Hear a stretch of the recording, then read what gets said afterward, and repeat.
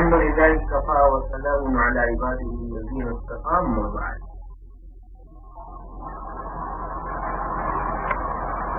أعوذ بالله من الشيطان الرجيم. بسم الله الرحمن الرحيم.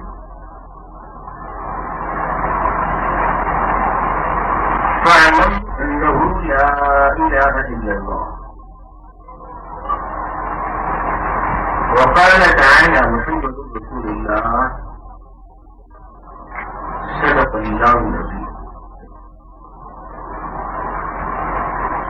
محترم بزرگوں اور عزیز ساتھیوں اور معزز بہنوں،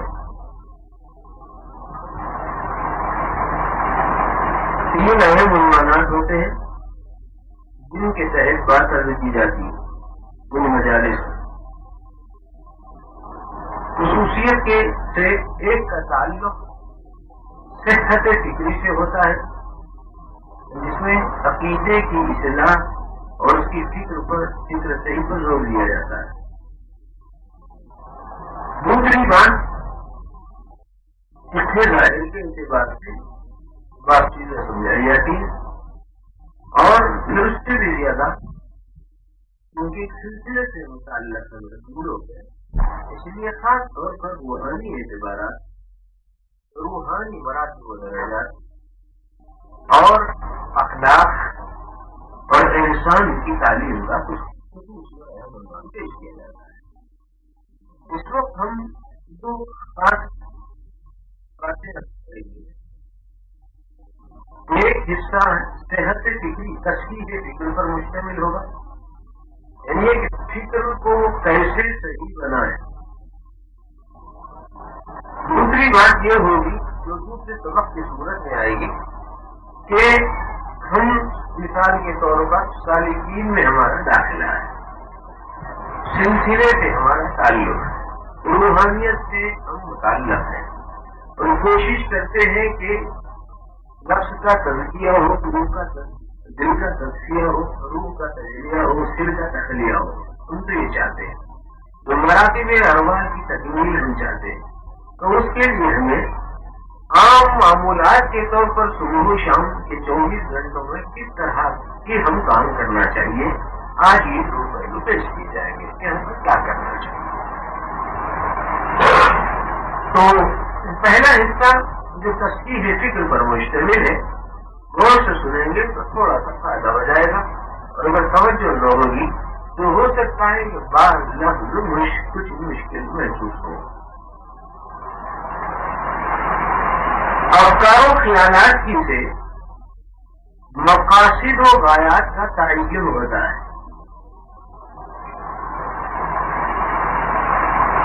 فکر سے، خیال سے مقصد کا اور غایت کا تعین ہوتا ہے، اور مقاصد کردار افعال و اعمال میں ظہور پذیر ہوتے ہیں. اس مقصد کی تکمیل کے لیے آدمی کیا کرتا ہے؟ افعال، فعل، عمل اور کردار کو پیش کرتا ہے.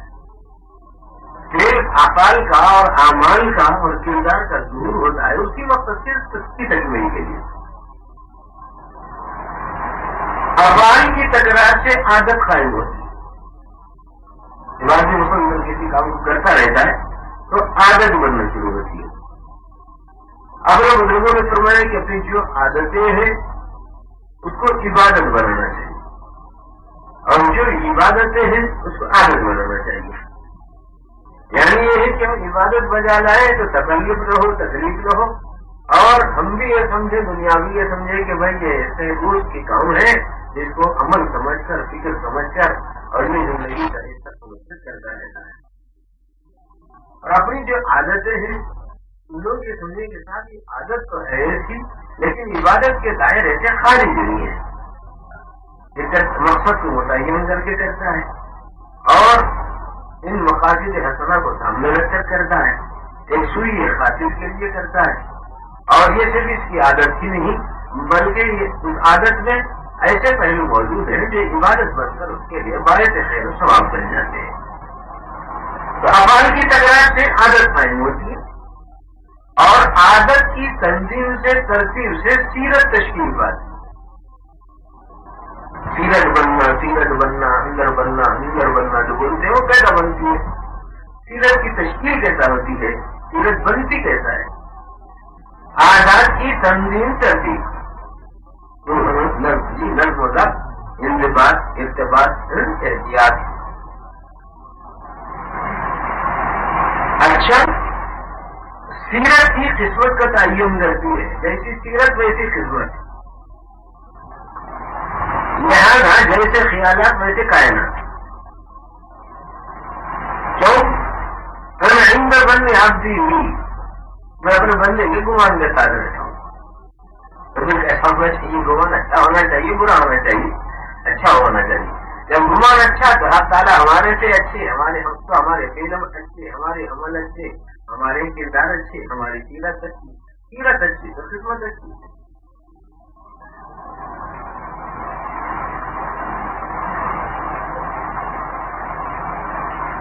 تو ظاہر ہے کہ ہر شخص کے لیے اپنے افکار و خیالات کی اصلاح اس کا اپنا اہم فریضہ ہے.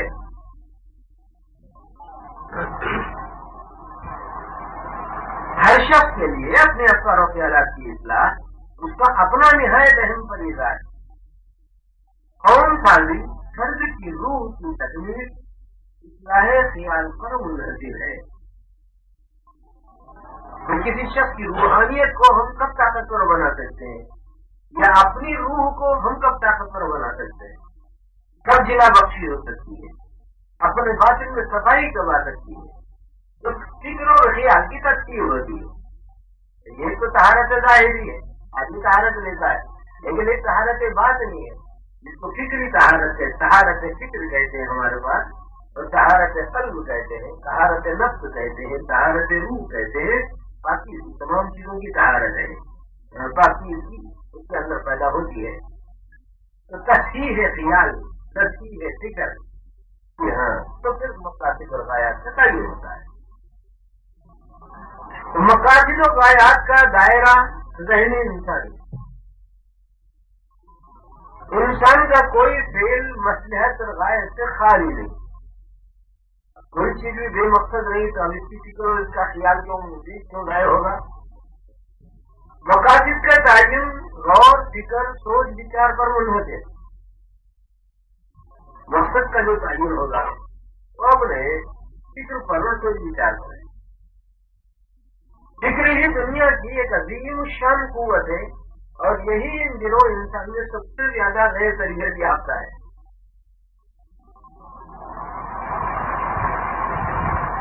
اسی کی تربیت کے متعلق آپ سے کچھ باتیں تربیت کی. فرض کیجیے آپ کو ایک باغ لگانا ہے, اس کے لیے آپ کو چند قوانین پر عمل کرنا ہوگا, جن کو باغبانی کے قوانین سے تعبیر کیا جاتا ہے. سب سے پہلی چیز تو یہ دریافت کرنی ہے کہ باغ لگایا کہاں جائے. پھر اس جگہ کو مسطح کرنا ہوگا, خطوں خاشاک سے پاک کرنا ہوگا. مسطح زمین کو برابر کرنا. خطوں خاشاک جن کے ہیں, کانٹیاں ہیں, لکڑی کے ٹکڑے ہیں, اور خطوں خاشاک ہیں, خیردار کاڑیاں ہیں, ان کو ہٹانا ہوگا. یہ چیز سب سے زیادہ اہم ہے.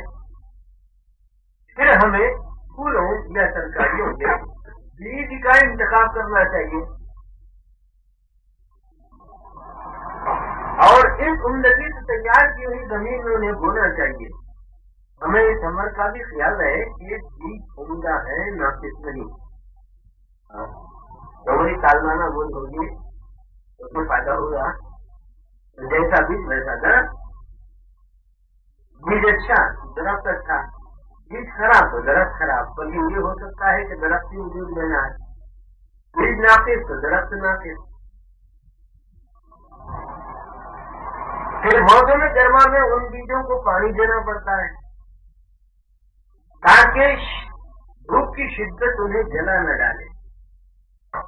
مطلب کتنی دھوپ ہونا ہے, کتنی چھاؤں ہونا ہے, تمالت کتنی ہونا ہے, تیزی کتنی ہونا ہے, धूप की कितनी चीजें इसको फायदा देंगी, चांद की चांदी कितनी फायदा देगी, इन तमाम चीजों का लिहाज आदमी को करना पड़ता है। अब हमें इंतजार करना पड़ता है, देखना चाहिए वक्त मुकर्ररा गुजरे और बिल आकर भूले कर रूनुमाई करे। अगर बेसब्री से हम बीजों को खोद खोद कर देखना चाहेंगे तो क्या बात है, अभी तक बीज नहीं निकला, क्या बात है, पौधा नहीं निकला, क्या बात है, बनका नहीं निकला, जो अगर सोचता रहे, पुरेजता रहे, खोजता रहे तो हमें फायदा होगा, नुकसान होगा, तो ये नुकसान हो जाएगा। तो ये सुलूक के रास्ते में भी ये चीज अहम है। आदमी क्या सोचता होगा, क्या सोच रहे हैं आप, इसे दिन हुआ ना, अभी कुछ नहीं हुआ, कुछ भी नहीं हुआ, कुछ नहीं हुआ, तो खुद ही गड़ा खोज रहे, खुद ही चीज देख रहे, तो अब उससे क्या निकलेगा। बस काम कोशिश किए जाओ, कोशिश करे दोस्तों, देखना चाहिए। अगर कोई यूं सोचे बेसब्री से कि हम बीजों को खोद कर देखना चाहेंगे, ये जल तो नहीं है, तो फिर इन बीजों को नशोनुमा का मौका नहीं मिलेगा, तो बाद दफा कुछ ज्यादा दिन इंतजार करना पड़ता है।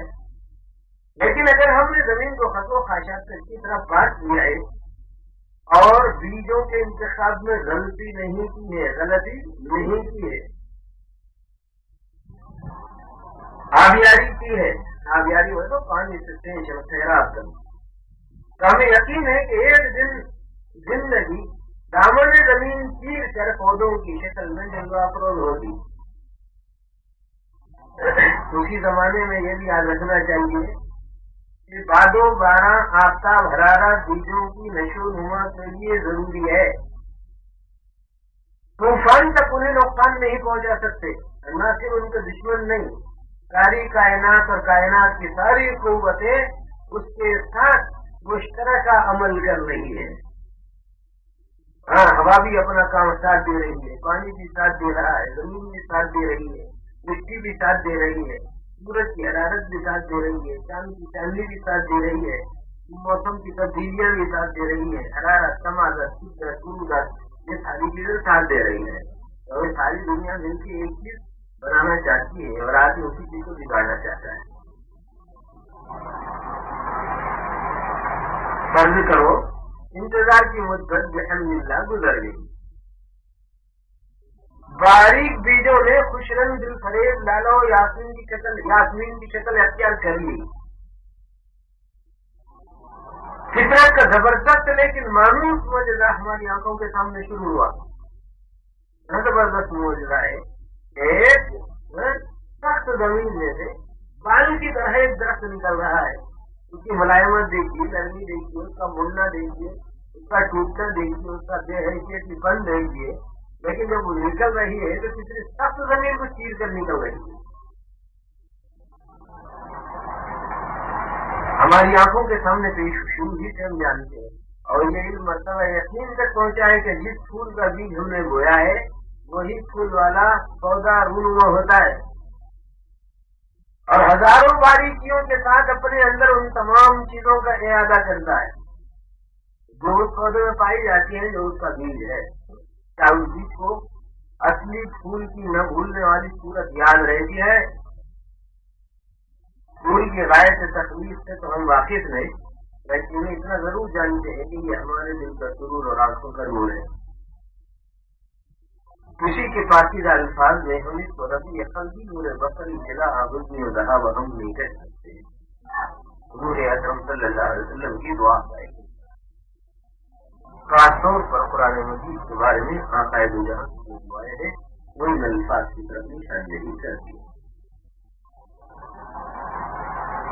बागवानी के कवायद तो आप जानते हैं, ये कोई नई बात नहीं है, लेकिन मेरी दानिश में नई बात जो आपके सामने पेश करना वही है कि बिल्कुल उन्हीं कवायद और कवानीन के इस्तेमाल और पाबंदी से आप दुनिया के तमाम हसीन और खुशगवार चीजों को हासिल कर सकते हैं।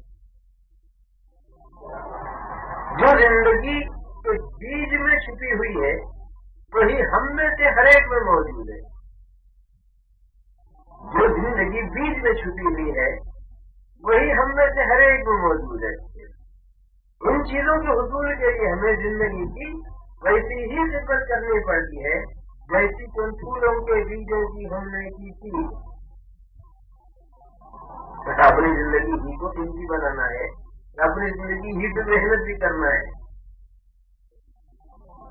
जिन सरेब फूलों के लिए आपने खारिज में बाग लगाया था, शादवानी और मसरत के हुसूल के लिए आपको बातिन में, आलम असगर में, अपने अंदरून में बाग के लिए जमीन तैयार करनी चाहिए। शायद आपको इल्म नहीं कि इसका महल वकूफ ठीक कहाँ है। ये बाग आपको अपने मैदान फिक्र में लगाना होगा। कहाँ पर लगाएंगे? हम इस मुख्तलिफ ताबीरों से ताबीर करते हैं, इस तरह के अल्फाज को आज हम उनको मैदान फिक्र के अल्फाज से याद करेंगे। मैदान फिक्र में लगाना होगा। क्या आपको मालूम है कि हमने से हर एक के यहाँ एक अजीम शान मैदान फिक्र मौजूद है, जिसकी वसअत तो अर्ज़ समा नहीं पा सकते। आपकी फिक्र में कितने वसअत है? तो जमीन जिसमें, आसमान उसमें, चांद इसमें, सूरज इसमें, सितारे उसमें, जमीन और आसमान के खलाबे इसमें, मात इसमें, जिहाद इसमें, बल्कि इतनी तवक्कुआत होती है कि ये बेसिक और बेजहाद हो के चलने की कोशिश करता है। सिर्फ हमारा दिल ही उसको समा सकता है। अफसोस है कि ये मैदान खतों खाशात से हटा पटा है, पड़ा हुआ है। हमारी फिक्र से जो मैदान है तो क्या है सब? गलीज चीजों का बुलंदा बना हुआ है। क्या क्या है इसके अंदर? ख्यालात, चुंगियों के, डकैतियों के, और जो है ना गीबतों के, और जो है ना कीना और कपट के, और जो है ना गलत फिक्री के, गलत अमाल के, और मुख्तलिफ अंदाज से इकरार और किस्म की बुराइयां ये इसके अंदर मौजूद है। खसो खाशात से पटा पड़ा है। ये जानते हो कि खसो खाशात क्या है? खुलासे के तौर पर हजरत फरमानी जानते हैं ये खसो खाशात क्या है? कांटे भराटियां, कांटियां भराटियां, ये क्या है? ये कल्बी अफकार और ख्यालात, कल्बी, जिनको मुख्तसर तौर पर शर अंगेज ख्यालात कह सकते हैं। क्या कैसे ख्यालात है वो? शर अंगेज। वो जो है ना बस वो असल में काटियां हैं। गलत ख्याल कहना भी काफी हो जाएगा। अब मेरा ख्याल बोल लो, गलत ख्याल बोल लो, कच्चा ख्याल बोल लो, बेख्याली बोल लो, ये हविया खसो खाशात बोल लो, अब ये गिलागत बोल लो, गंदगी बोल लो, नापाकी बोल लो, फिक्र की गलती बोल लो, कुछ भी बोल लो। वाकिफान रात का इसरार है कि यही हमारे तमाम मसाइल व आफात का सरचश्मा है। क्योंकि फिक्र की तस्कीन की बात हो रही है ना, इसलिए उसी मुनासबत से गुफ्तगू हो रही है। यहाँ पर वो फाइलियत मुतलका से इसका तस्करा हम नहीं कर रहे हैं, वो अपने मौजूद पर बात होती हो। यहाँ पर सिर्फ सबकी है फिक्र के एतबारात मौजूद है। तो राज जानने वालों का इसरार ये है कि हमारे तमाम मसाइल व आफात का सरचश्मा यही अपने गलत ख्यालात हैं, शर्मिंदीद ख्यालात हैं, कल्बी अफकार है, गलत फिक्री है। इनसे जहन और कल्ब को पाक व साफ करना चाहिए। इस रात को समझने के लिए इस नफ्सियाती कानून पर गौर कीजिए जिसका हमने इब्तिदा में जिक्र किया है। अफकार और ख्यालात से जिंदगी के मकासद का तयन होता है।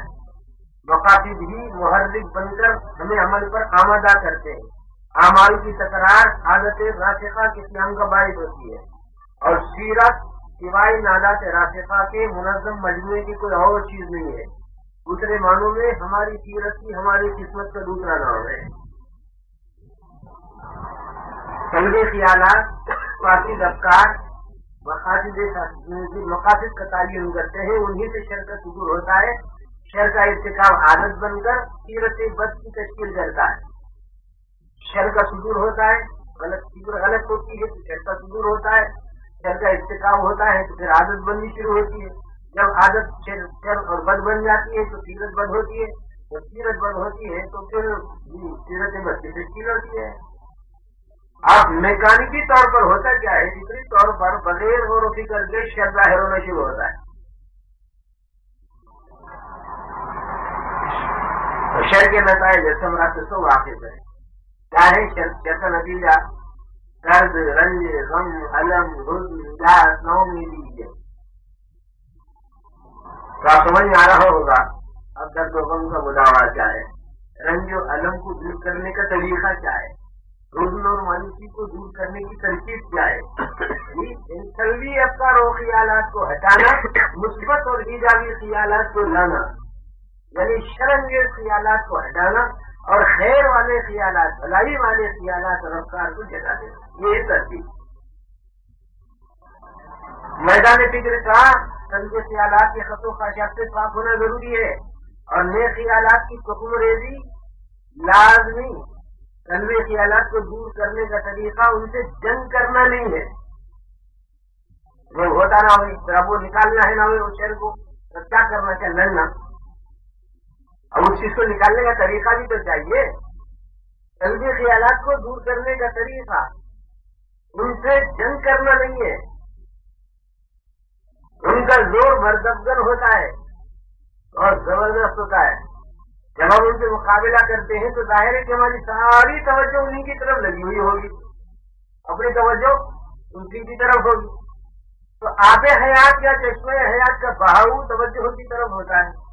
بالفاظ دیگر اگر ہم کسی گناہ یا شر کی جانب توجہ کریں، اس کو ختم کرنے کی خاطر صحیح، تو زندگی کی تمام قوتیں اس کی جانب رخ کریں گی. اس طرح اس کی طاقت میں اور اضافہ ہوگا. بات سمجھ میں آ رہا تھوڑا سا اسلامی فلسفہ حاصل ہو جاتی. جس چیز کو ہم نکالنے کے لیے جو زور مردفگن ہے، جس کا زور، اگر ہم ساری توجہ اسی کی طرف کریں گے تو پھر نتیجہ یہ ہوگا کہ چاہے ہم اس کو ہٹانے ہی کے لیے کوشش کریں، ساری قوتوں کی جانب رخ کریں گی تو وہ قوت میں اضافہ ہو جائے گا. مثلاً اگر ہمیں بے خوابی کا مرض نکال دے رہے ہیں، اگر بے خوابی کا مرض ہے، بے خوابی کا مرض، بے خوابی بولے تو نیند نہیں آ رہی ہے، کسی کو بیماری ہے، حالضہ ہے. اب آدمی سوچ رہا ہے نیند نہیں آ رہی، نیند نہیں آ رہی، نیند نہیں آ رہی، نیند نہیں آ رہی، اس کو ہٹاؤ، اس کو ہٹاؤ، اس کو ہٹاؤ. تو یہ بولیے کیا ان سے کیا ہوا؟ اس خیال میں طاقت آئی کہ کمزوری آئی؟ جس خیال کو ہٹانے کا ہے اس خیال کو اور طاقتور کر رہا ہے. تو ہم جس قدر اس کے متعلق سوچیں گے، اس کو دور کرنا چاہیں گے، الفاظ دیگر مقابلہ کریں گے، اسی قدر یہ تکلیف زیادہ ہوتی جائے گی. اس کے برخلاف اگر ہم اس کو بھول جائیں تو ہم ٹھنڈی نیند اور میٹھی نیند سو جائیں گے.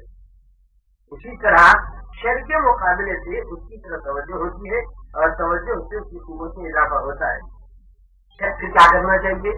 شر کا مقابلہ خیر سے کرنا چاہیے، ظلمت کا مقابلہ نور سے کرنا چاہیے. ظلمت کو دور کرنا ہو تو نور کو داخل کرنا چاہیے. اور اس صاحب بھی بہت سادہ لفظوں میں فرماتے تھے، کسی مقام پر نور لانا ہے تو پہلے ظلمت کو بھگائیں گے کہ نور ہلائیں گے تو یہ خود بخود چلے جائے گی. نور لائیں گے تو خود بخود اندھیرا جائے گا. ہم کسی جگہ برائی کو مٹانے کے لیے بھلائی لائیں گے. ایک شکل یہ بھی ہے، اگرچہ برائیوں کو ہٹانے کے لیے نہیں منکر کا بھی اعتبار ہے، لیکن بیشتر ایسا ہوگا کہ آپ سنتوں کا نور لے آئیں جس آپ کی ضرورت ہے، خود بخود چلتی شروع ہو جائے. تو ایک مثبت پیرایا بھی ہے اسی کام سے کرنے کا. جب نور آئے گا تو ضرورت خود بخود چلے گی. نہیں کہ آپ نور کو داخل نہیں کر رہے ہیں، کیا ہوا ایسا اندھیرا ہے، پھر کب داخل کریں گے؟ تو جب یہ اندھیرا باہر نکلے گا تو آئے ہم لائیں گے. آپ لائیں گے تو جائے گا، اور نہیں تو جائے کبھی جا رہا ہے.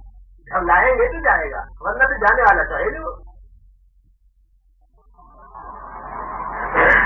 وہ ظلمت کا مقابلہ ظلمت سے کرنا، یہ ظلماتم بعضھا فوق بعض، ظلمت سے ظلمت کی مثال ہو جاتی ہے.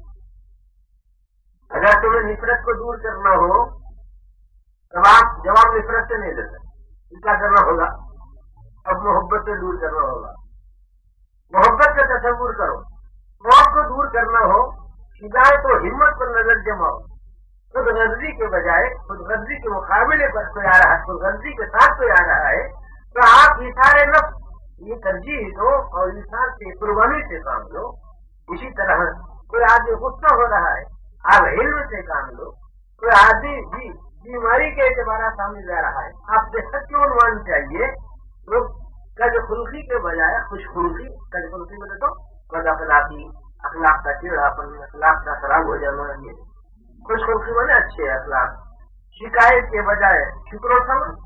ہاں اسی طریقے سے ان چیزوں کو پیش نظر رکھنا چاہیے، اپنے ذہن میں جمانا چاہیے. تمہارا معروف فکر جو ہوگا رفتہ رفتہ وہی تم بھی بن جاؤ گے. اس فکر کے دوسرے اعتبار پر غور کیجیے. جو ساتھی بعد میں تشریف لائے مضمون گئی جس کو ہم سے رہ گیا، بعد میں اس کی بات ساتھیوں سے پورا کرنے وہ بات نہیں. اس فکر کے دوسرے اعتبار پر غور کیجیے. دنیا میں وہی چیز بری ہے جس کو ہم برا سمجھتے ہیں. اگر ہم اس کو برا نہ سمجھیں تو ممکن ہے وہ ہمارے جسم کو آزار پہنچائے، لیکن وہ ہمارے دل کو نہیں چھو سکتی. یاد رکھو دنیا میں ہر چیز کی قیمت رائے پر منحصر ہے. رائے پر منحصر ہے اور رائے تمہارے اختیار میں ہے. رائے تمہارے اختیار میں ہے. جب چاہو رائے کو چھوڑ دو. پھر اس اللہ کی طرح جس نے اپنے جہاز کو سمندری پہاڑیوں سے بچا نکالا ہو، تمہیں ہر طرف سکون نظر آئے گا. اگر تم اپنی رائے کو ترک کر دو تو پھر یہ شکایت باقی نہیں رہے گی چاہے مجھے نقصان پہنچا. اس شکایت کو ترک کر دو چاہے مجھے نقصان پہنچا تو نقصان خود باقی نہ رہے گا. اسی لیے کہا گیا ہے کہ عقل مند آدمی کی خوش قسمتی یہ ہے کہ وہ کسی خوش قسمتی کا محتاج ہے. خیالات کا ماحول پر اثر ناقابل انکار ہے. خیالات کا ماحول پر اثر پڑتا ہے. خیالات کی فصلی اور قوت انسان کی روح کو سخت جسمانی تکلیفوں میں بھی مطمئن رکھ سکتی ہے. ارادہ نتیجہ ہے توجہ کا. کیا ہے ارادہ؟ نتیجہ ہے توجہ کا. یعنی خیالات و افکار کا. جن خیالات کا اظہار انسان عمل میں کرنا چاہتا ہے انہی پر توجہ کو مرکوز کرتا ہے، انہی کو ذہن میں دہراتا ہے، الٹتا ہے، پلٹتا ہے. انہی سے اس کے ذہن کی فضا مملو ہوتی ہے. مملو یعنی بھرا ہوا رہنا. اور یہی خیالات عالم آثار میں عمل کی صورت اختیار کرتے ہیں. اور خیال حقیقت ہے، عمل اس سے ظہور ہے. خیال حقیقت ہے، عمل اس سے ظہور ہے. میدان فکر کو خط و خاشات سے پاک کر کے نیز خیالات کی سکون ریزی کرو. پاک کے بیجوں کی طرح خیالات کے انتخاب میں انتہائی احتیاط برتیے. اور جس طرح بیج کو پودے کی شکل میں نمایاں ہوتے کچھ عرصہ لگا تھا، اسی طرح تمہیں بھی انتظار کرنا پڑے گا. اسی طرح خیالات کو قلب میں تغیر پیدا کرنے اور ہر نیک عمل میں ظاہر ہوتے دیر لگتی ہے. تمہیں پست ہمت نہیں ہونا چاہیے اور رنجیدہ بھی نہیں ہونا چاہیے. اگر تم نے اپنے کام قاعدے کے موافق کیا ہے، خط و خاشاک کو صاف کیا ہے، یہ خیالات کے بیج بوئے ہیں اور اس میں احتیاط برتی ہے، تو شادمانی ہے، مسرت ہے، اطمینان ہے، برگزنی ہے، سرور ہے، کیف ہے اور وہ بلہائی شاداب ہے جو نتیجے کے طور پر تمہیں حاصل ہوں گے. ان حقائق سے واقف ہونے کی وجہ سے عقل مند جانتا ہے کہ دنیا میں اس کا کوئی دشمن ہے تو اس کا اپنا نفس ہے. کہاں سے لا کے کہاں پیش کرتے تھے. ان حقائق سے واقف ہونے کے بعد آپ اس مرکزی نقطے پر آئیے کہ دنیا میں اس کا کوئی دشمن ہے تو خود اس کا اپنا نفس ہے. اگر لسان نبوت سے وہ بات جاننا چاہتے ہیں تو لتی بین جمبئی کا بمبئی حقیق رحمۃ اللہ علیہ نے حضرت ابن عباس رضی اللہ تعالیٰ کی روایت مسئول کی ہے. اس میں یہ بات منقول ہے کہ تمہارا سب سے زیادہ بڑا دشمن وہ تمہارا اپنا نفس ہے. ہاں بلکہ بعض بزرگوں نے یہ بات کہی ہے تو سارے لوگوں کو آدمی بھٹکا شیطان بھٹکاتا ہے. یہ شیطان کو کون بھٹکائے گا؟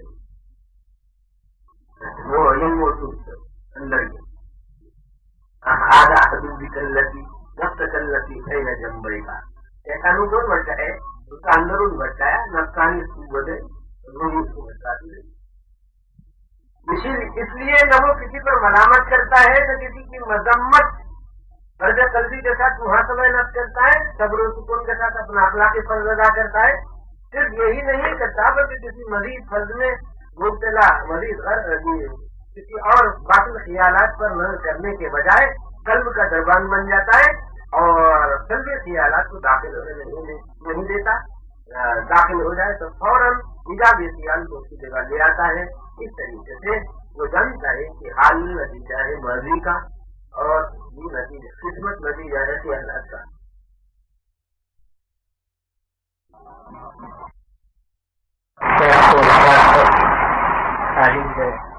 بیٹھ گیا جیسے اللہ کی توفیق جو بھی حق تعالیٰ کہنے لگا ہے.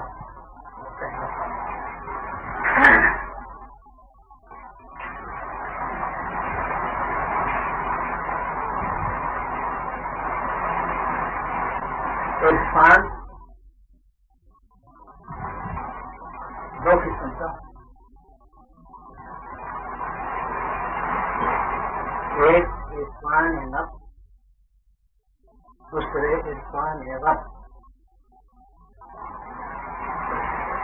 اپنے نفس کی پہچان، ابھی درس میں نفس کا بھی تذکرہ آیا ہے، اور رب کی پہچان. من عرف نفسہ فقد عرف ربہ، یہ قول ہے. جس نے اپنے نفس کو پہچانا اس نے اپنے رب کو پہچانا. سب سے پہلی چیز کیا ہے؟ اپنے نفس کی پہچان، اپنے نفس کا عرفان حاصل ہے. اپنی ذات، یہاں نفس کے معنی ذات کے، نفس کے معنی ذات کے. اللہ تعالیٰ نے بھی اپنے لیے نفس استعمال کیا. کتب علی نفسہ الرحمہ، لکھ لیا اللہ نے اپنی ذات پر رحمت کو لازم کر دیا. یہاں نفس کے معنی ذات. اسی طرح بندے کے لیے بھی نفس ہے. کل نفس ذائقۃ الموت، ہر نفس یعنی ہر جاندار موت کا مزہ چکھنے والی. تو نفس جو ہے اللہ تعالیٰ نے بھی اپنے لیے استعمال کیا اور بندے کے لیے بھی استعمال. تو نفس کے معنی ذات کے. جب تک ہم اپنی ذات کی پہچان نہیں کریں گے اس وقت تک حق تعالیٰ کی پہچان ہم کو حاصل نہیں ہے. اس کی جو ہے واضح تشریح اور واضح توضیح اس کی یہ ہو سکتی ہے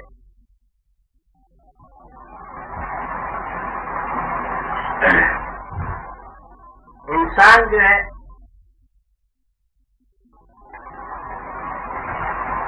مملوک ہے، حق تعالیٰ مالک ہے. یہ پہچان ہم کو حاصل ہوئی کہ ہم مملوک ہیں اور حق تعالیٰ مالک ہے. حق تعالیٰ رب ہے، ہم کیا ہے؟ مربوط ہیں. دونوں کی پہچان ہم کو معلوم ہو. حق تعالیٰ رب ہے، اس کے مقابلے میں بندہ مربوط ہے. حق تعالیٰ مالک ہے، بندہ مملوک ہے. حق تعالیٰ حاکم ہے، ہم محکوم ہیں. حق تعالیٰ خالق ہے، ہم مخلوق ہیں. دونوں کی پہچان ساتھ ساتھ حاصل ہو رہی. حق تعالیٰ رزاق ہے، ہم مرزوق ہیں. اور اونچی بات، حق تعالیٰ عالم ہے، ہم معلوم ہیں.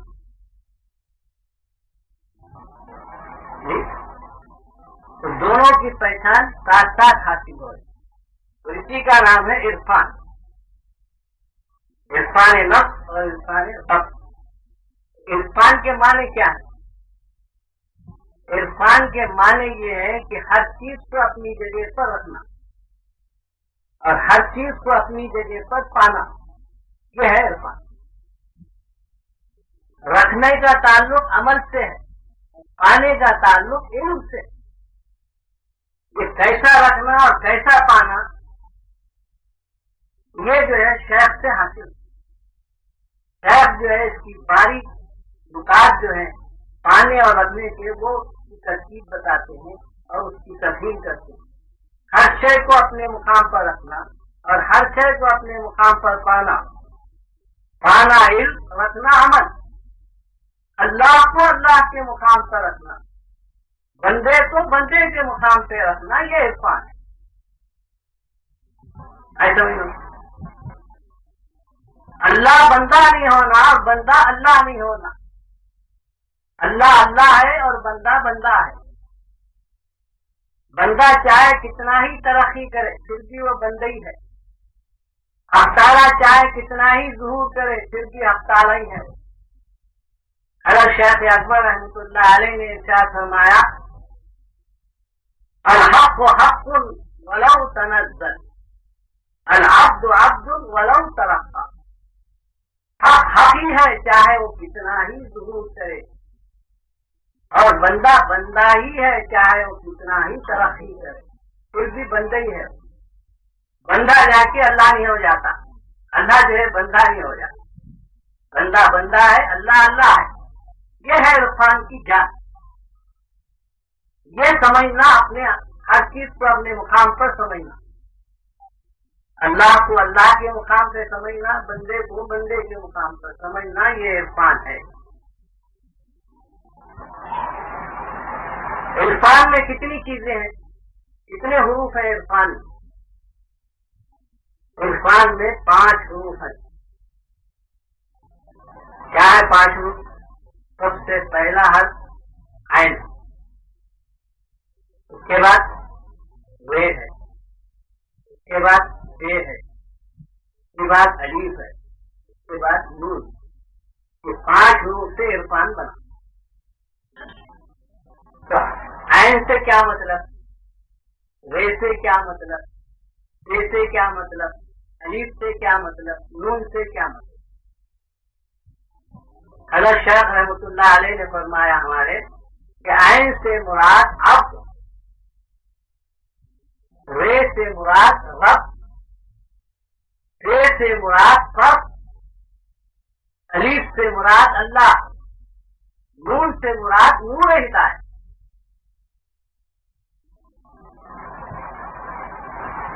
جب اللہ اور بندے میں جب فرق کریں گے آپ، تو ہم کو اللہ تعالیٰ کی طرف سے نور ہدایت حاصل ہوگا اور اللہ حاصل ہوگا. جب تک اللہ اور بندے کا فرق نہیں سمجھیں گے اس وقت تک جو ہے عرفان حاصل نہیں ہوتا اور اللہ کی طرف سے نور ہدایت حاصل نہیں. جب اللہ تعالیٰ کی طرف سے نور ہدایت حاصل ہو جاتا ہے تو اس نور کی روشنی میں، اس نور ہدایت کی روشنی میں سالک اپنے سلوک کو طے کرتے جاتا ہے. اور پیچھے جو ہے شیخ کا فیض رہتا ہے، شیخ کی توجہ رہتی ہے، شیخ کا فیض رہتا ہے اور وہ اپنے سلوک میں جو ہے راستہ طے کرتے جاتا ہے.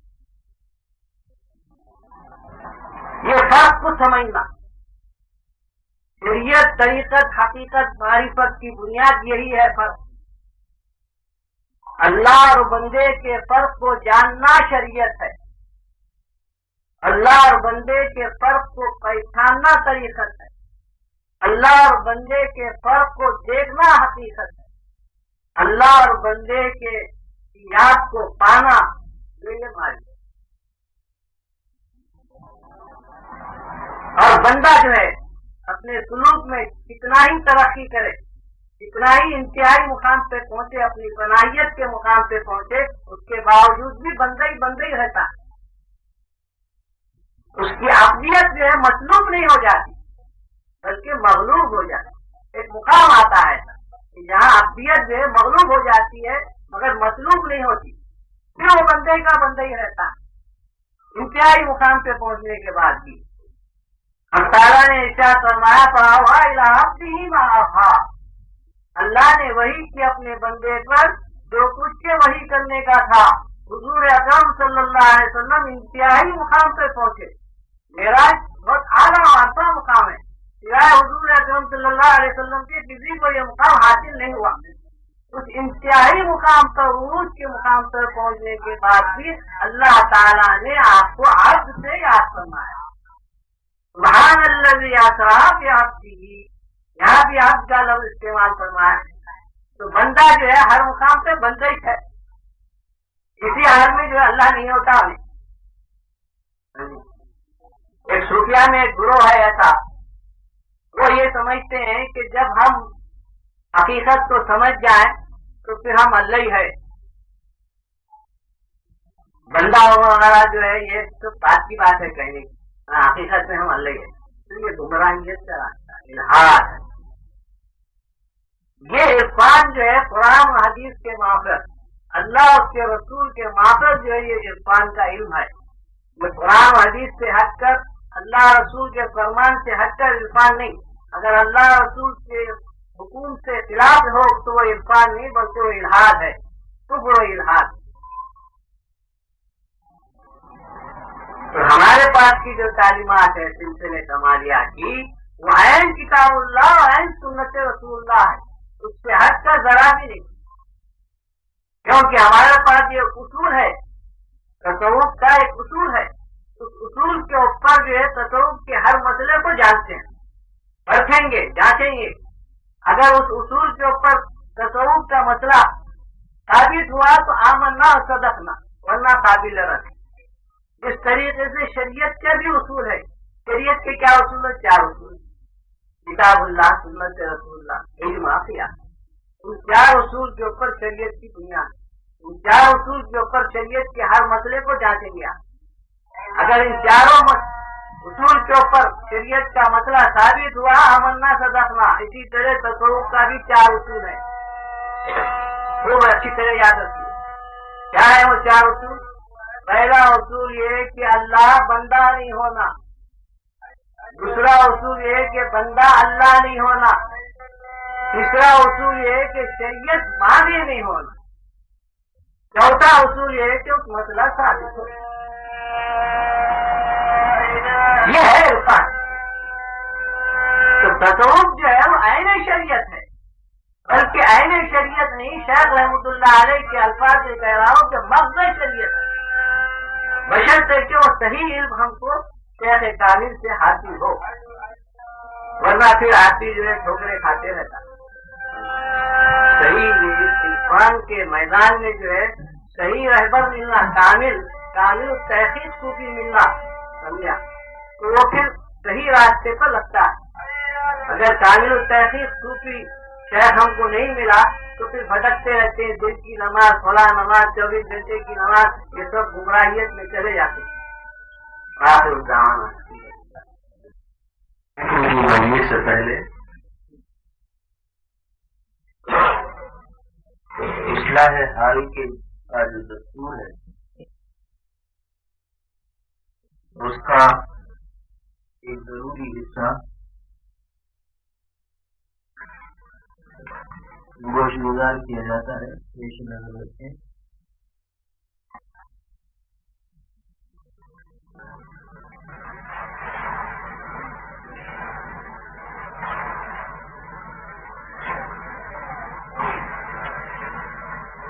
اگرچہ ہر مومن دل سے یہ چاہتا ہے کہ اپنے محبوب حقیقی آپ تعالیٰ کی کامل فرمانبرداری کرے اور نافرمانیوں سے اپنی روح کو پاک و صاف رکھے, لیکن پانی میں ہمیشہ رہنا یہ مچھلیوں کا کام ہے. سانپ کو مچھلیوں کی ہمراہی کب نصیب ہو سکتی ہے؟ خالق کا نفس اپنے خواہشات نفسانیہ کی وجہ سے مثل کام کے ہے جو ہر قدم پر مومن کو اطاعت سے روکتا ہے اور پرواز روح کو اپنے شکنجے مکر و فریب سے زاد و بغوث میں درجات سے گرا دینے میں مبتلا کر دیتا ہے. خالق ہر گناہ کے بعد جب اپنے دل میں ظلمت محسوس کرتا ہے تو بہت غمگین بھی ہوتا ہے. اور یہ غم کیوں نہ ہو جبکہ ایک شخص گندم جمع کر رہا ہے, گیہوں جمع کر رہا ہے, اور چوہا خفیہ خفیہ اس انبار سے غائب کر رہا ہے. 10 سالی کی عبادات اور اذکار سے کچھ انواع جمع کرتا ہے, مگر جب بدنگاہی یا خیانت یا اسی طرح کی دیگر معصیتیں پائی جاتی ہیں تو ہزاروں غم ٹوٹ پڑتے ہیں، یہاں تک کہ نفس مسلسل چکس اس کو مایوسی کے خطرناک بننے کے قریب کر دیتی ہے، یہاں تک کہ سالک کے شب و روز اس قدر تلخ ہو جاتے ہیں کہ اس کو اپنی زندگی سے نفرت ہوتی ہے اور زمین باوجود اپنی وسعت سے اس پر تنگ معلوم ہوتی ہے، کیونکہ ہر گناہ پر یہ سوجان سے روتا ہے اور اس کو حیا بھی معلوم ہوتی ہے کہ میں کس قدر نالائق اور بے غیرت ہوں، یہ مسلسل نافرمانی ہوں مبتلا ہوں، مگر امید دلائی گئی، جھارن دلائی گئی، اس میں شک نہیں کہ ہمارے گناہ کا کتنے ہی عظیم تر ہو مگر حق کی عظمت وسعت اور رحمت کے سامنے حقیر ہے، اس لیے مایوس ہونا نہیں چاہیے،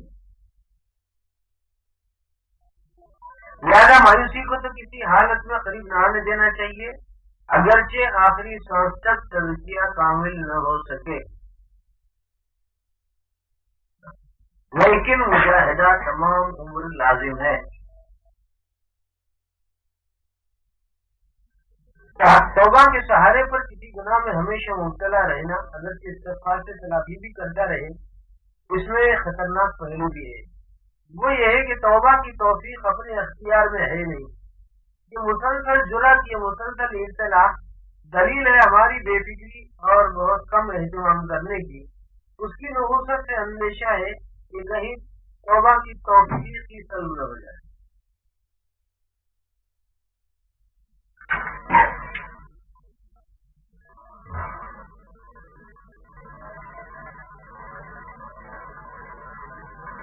توبہ کی بارے میں جو بھی تفصیلات ہیں اس سے بات معلوم ہوتی ہے کہ مسلسل نافرمانیوں کی عادت میں مبتلا رہنے کے باوجود تزکیے کا اہتمام نہ کرنا یا ترک معاشیت کی تدبیر نہ معلوم کرنا دو خطرناک مصیبتوں میں گرفتار کرتا ہے۔ کیا چیز؟ ایک یہ ہے کہ تزکیے کا اہتمام نہ کرنا، دوسرے یہ کہ معاشیت چھوڑنے کی تدبیر نہ کرنا، یہ دونوں وجوہات سے کچھ خاص باتیں پیدا ہو جاتی ہیں، وہ کیا؟ دو خطرناک مصیبتوں میں گرفتار کرتی ہیں، ایک یہ کہ ایسا آدمی حق تعالی کی راہ میں انوار و برکات سے قرب خاص سے محروم رہتا ہے، ظاہر ہے کہ انوار طاعت اور اذکار ظلمات معاشی سے کبھی بالکل یا طلب ہو جاتے ہیں، کبھی یہ انوار بے قید اور متبادل ہو جاتے ہیں، دوسرا یہ کہ ایسا آدمی ہر وقت چاہے تر تو ضلالت کے کنارے پر کھڑا ہوا ہوتا ہے، نہیں معلوم کب کوئی گھڑی ایسی آ جائے کہ یہ اپنی عادت معاشیت کے مطابق گناہ کرے اور گرفت ہو جائے، تجلی صفت رحمت و علم مبدل و تجلی قہر اور انتقام ہو جائے، جس کے نتیجے میں آئندہ توفیق اور استغفار نہ ہو، شدہ یہ ظلمات سارے دل کو زنگ آلود کر دیں، حتیٰ کہ ذکر سے وحشت اور نفرت ہونے لگتی ہے، پھر مردود ہوتا ہے، پھر خاتمے کے خراب ہونے کا اندیشہ اور اس کی لعنت کا توق پہن کر جہنم میں چلا جاتا ہے۔ حق تعالی ہم سب کو اس سے محفوظ رکھے۔ ان دو خطرناک مہلکات کے پیش نظر یہ بات واضح ہو گئی کہ جس گناہ کی عادت پڑ گئی ہو اس کے علاج میں غفلت اور بے فکری نہیں کرنی چاہیے۔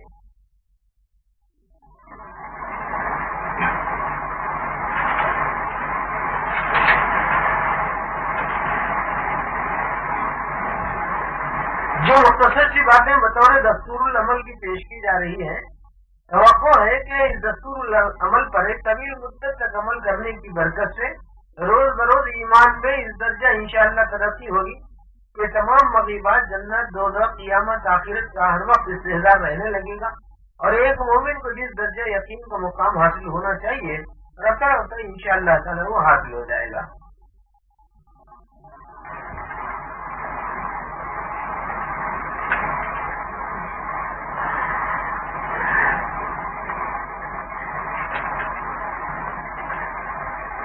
دستور کو پیش کرنے سے پہلے ایک اور اسی طرح کا ضروری ملحوظ ذہن نشین رکھنا چاہیے، تمام جو رذائل ہیں، کمینے پن کی حرکتیں اور ذلیل عادتیں، خسیس حرکتیں، گناہ، یہ رذائل ہے نا، اس کی جڑ دو ہی چیزیں، ایک ہے جا اور ایک ہے با.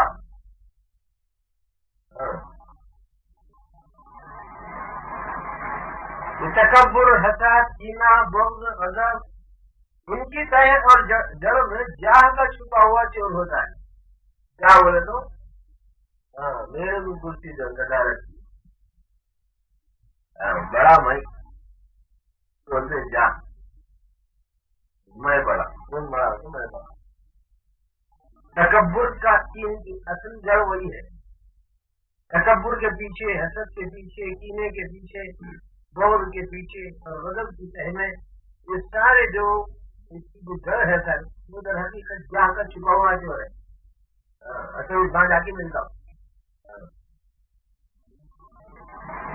اس طرح بدنگاہی، عشق مجازی، دل میں پچھلے گناہوں کا تصور کر کے مزہ لینا، پھر سما، بخل، بخیلی کی تہ میں یہ شواہ یعنی نفس کی شہوت کا مادہ چھپا ہوا ہوتا ہے. اس کے پیچھے عورت کی خواہش، غلط خواہش. بزرگوں کا ارشاد ہے کہ جان کی بیماری زیادہ خطرناک ہوتی ہے کیونکہ یہ مادہ ابلیسی وراثت کا ہے.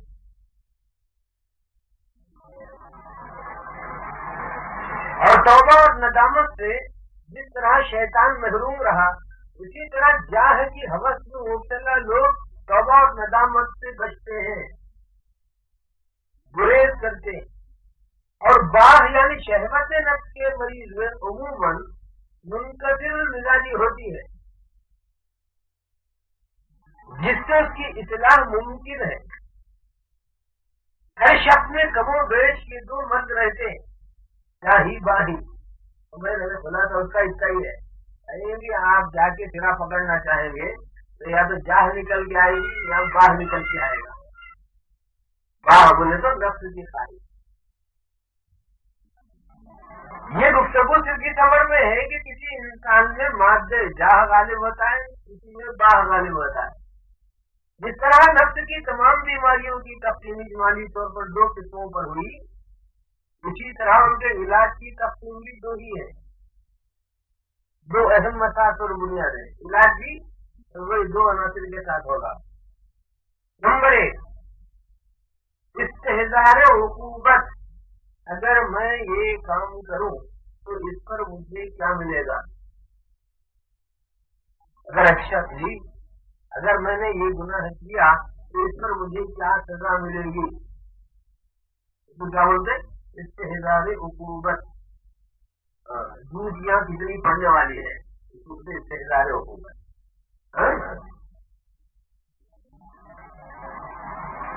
دوسرے کثرت ذکر اللہ کا اہتمام اور التزام.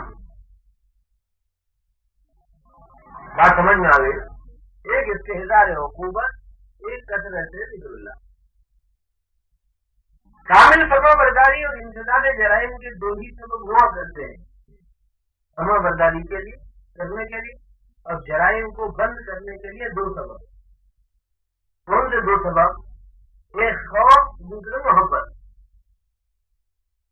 خوف کہے گا سے پڑھنے کا، محبت چاہے گی ایسا حاصل ہوگی اللہ کا، لیکن کثرت سے کرنا چاہیے اس کی محبت حاصل ہوتی ہے.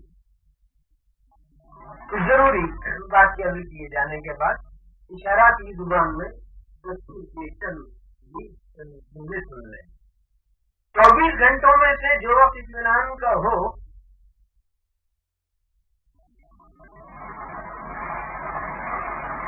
اس کے لیے تھوڑا سا استحضار کر لیں. پہلے 2 رکعت نفل توبہ کی نیت سے پڑھ کر پھر دیر تک انہیں بلوغ کو پہنچنے سے لے کر اب تک موجودہ عمر تک تمام گناہوں سے استغفار کرے اور اپنے آپ کو نذیرت کہتا رہے اور اللہ تعالیٰ سے معافی مانگتا ہے اللہ معاف کر. ایک اور بات یہ ہے کہ 2 رکعت نماز صلاۃ الحاجت کی نیت سے پڑھ لیں روز کرنے کا عمل. پھر یہ دعا کرے کہ میرے رب میں نے اپنی عمر کا عظیم حصہ گناہوں میں تباہ کر دیا، اب میری اس تباہ شدہ عمر پر رحم فرمائیے، میری اصلاح کر دیجیے اگر آپ کا کرم نہ ہوا تو ہم میں سے کوئی بھی پاک نہیں ہو سکتا. تیسرا پہلو یہ ہے کہ کسی وقت 1000 مرتبہ اللہ اللہ کر لیں، اللہ اللہ پڑھ جاتا ہے. اور 12 تسبیح کا ذکر جو ہدایات اور معمولات کی تحت میں دیا گیا ہے تمام ہی احباب کو اس کا خاص طور سے خیال رکھنا. خاص طور پر صبح میں سورہ یاسین اور شام میں سورہ واقعہ، جمعہ کو سورہ کہف اور سورہ مزمل، اور اسی طرح روزانہ 10 پارے کی تلاوت. خاص طور پر تنہائی میں ایک سوئی کے ساتھ بیٹھ کر ذکر کے لیے بیٹھے، ذکر کے لیے 200 مرتبہ لا الہ الا اللہ، 400 بار الا اللہ، 600 بار اللہ اللہ، اور 100 بار اللہ اللہ کی تسبیح پڑھے. 100 مرتبہ یا حی یا قیوم کی تسبیح پڑھ لیں. جو لفظ پڑھ رہے ہیں اور ذکر کر رہے ہیں اس وقت کا تصور، اس وقت کا شعور آپ کے سامنے آتا رہے گا مختلف انداز سے. اور خاص طور پر ساتھ ہی ساتھ یہ بھی ذہن میں رکھیں کہ جو باتیں ذکر کی گئی ہے بالخصوص خلاصے کے طور پر 2 رکعت نفل صلاۃ التوبہ اور 2 رکعت صلاۃ الحاجت، مختلف ضروریات کی تکمیل کے لیے اللہ سے مانگیں، تلاوت قرآن، 12 تسبیح کا ذکر. بہتر ہے کوئی وقت متعین کر کے 300 مرتبہ درود شریف کم سے کم پڑھ لیں. سب سے چھوٹا درود شریف صلی اللہ علیہ النبی الأمی ہے. صلی اللہ علیہ النبی الکریم مبارک وسلم میں پڑھ سکتے ہیں، اللہم صلی علی محمد وعلی آل محمد مبارک وسلم میں پڑھ سکتے ہیں، صلی اللہ علیہ النبی بھی پڑھ سکتے ہیں، صلی اللہ علیہ وسلم بھی پڑھ سکتے ہیں. اور خاص طور سے اگر کوئی یوں پڑھنا چاہیں اللہم صلی علی سیدنا محمد النبی الأمی وعلی عترتہ بعدد کل معلوم لک، تو اس بار بات کرتے ہیں. خاص طور پر اللہ تعالیٰ کے علیم سمیع بصیر ہونے کا مراقبہ کریں، اس لیے کہ علیم کا اللہ تعالیٰ جاننے والا ہے. اس شعور سے فکر ٹھیک ہوگی، افکار ٹھیک ہوں گے. اور دوسرا شعور اللہ سمیع ہے، اللہ سننے والے ہیں، اس سے گفتار ٹھیک ہوگی، آدمی کی بات ٹھیک ہوگی. اور بصیر ہونے کے شعور سے کردار ٹھیک ہوگا. اللہ تعالیٰ کے ان 3 اسماء اور صفات پر غور کرے تو آدمی کے اندر اصلاح آنی شروع ہو جاتی ہے. ایک علیم، دوسرے سمیع، تیسرے بصیر. علیم کے افکار درست، اس لیے کہ وہ جانتے ہیں، اور جانتے ہیں تو اندر کی بھی جانتے ہیں، باہر کی بھی جانتے ہیں، سوچنے کو بھی جانتے ہیں، سمجھنے کو بھی جانتے ہیں، ارادوں کو بھی جانتے ہیں، نیتوں کو بھی جانتے ہیں. لہٰذا دماغ ٹھیک کرنا ہے تو علیم، اور جو ہے اگر زبان ٹھیک کرنا ہے تو سمیع ہو. اگر بچہ گالی دے رہا ہو اور معلوم ہے کہ ٹیچر آ رہا ہے، ایسا کیسا ہوتا ہے؟ ارے باپ رے، رسوئی جوتے کھانا ہے تو بات کرنا ہوگا، سمجھ میں بولنا پڑتا. اور بصیر دیکھنے والا ہونے کا تصور کردار ٹھیک کر لیتا ہے.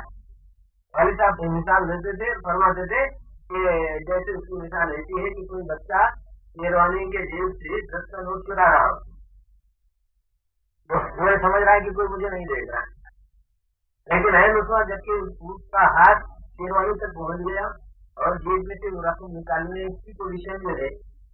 اچانک اس کو معلوم ہوا کہ باپ کی نظر دیکھ رہی ہے. وہ بچہ نہیں بچتا، مزاج ٹھیک بتا رہے ہے نہیں، کیا کر رہا تھا کچھ بھی نہیں، میں شیروانی بھٹک رہا تھا. ایسا ہوتا ہے.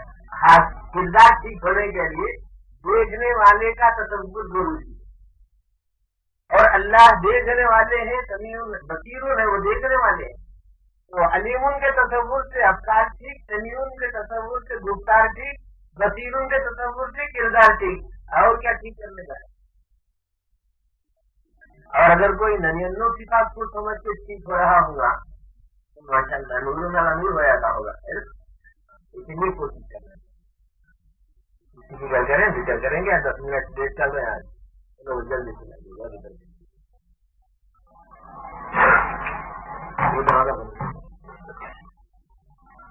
انگریز ضابطہ حضرت معمول کے اعتبار سے دلچسپی کے ساتھ ایک ہی آواز کے ساتھ ماتحت ہو کر یہ محمد رسول اللہ جس وقت پڑھا جائے اس وقت درود گئے، درود شریف پڑھے، جس وقت دعا کی جائے اس وقت آمین کہیں، جب شروع کیا جائے اس وقت پورا جہر مکمل ہونے کے بعد پھر آپ حضرات جہر شروع کریں، ایسا محسوس ہو کہ تو ایک ہی ذکر کر رہے، ایک ہی شخص کر رہا ہے۔ لا الہ الا اللہ